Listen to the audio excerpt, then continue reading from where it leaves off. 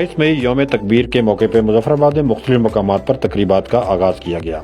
तकरीबात का मकसद 28 मई 1998 को किए जाने वाले एटमी धमाकों की अहमियत को उजागर करना था। कश्मीर मोनूमेंट पर एक तकरीब का इनेकाद किया गया, जिसमें सिविल और मिलिट्री क़यादत, सिविल सोसाइटी के साथ साथ आज़ाद कश्मीर यूनिवर्सिटी के तलबा और तलबात ने भी शिरकत की।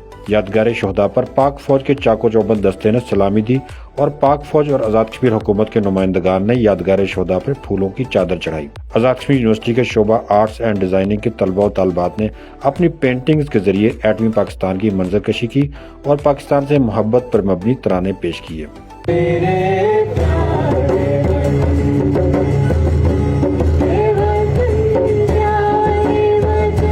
मुकर्री ने अपने खिताब में कहा कि पाकिस्तान एक एटमी ताकत के तौर पे दुनिया के नक्शे पे मौजूद है और इससे पाकिस्तान का वकार भी बुलंद हुआ है। ये वाइड मुस्लिम कंट्री है जो न्यूक्लियर पावर है।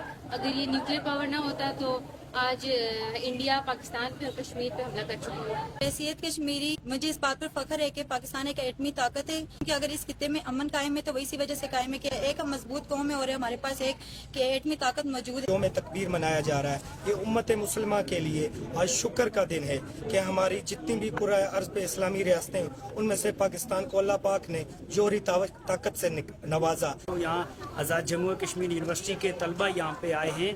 ये उन हमारे शोधा को और उन लोगों को खराज अक़ीदत पेश करने के लिए जिन्होंने वतन की खातिर अपनी कुर्बानियाँ पेश की। तकरीब के आखिर में कश्मीर बनेगा पाकिस्तान के नारे भी लगाए गए।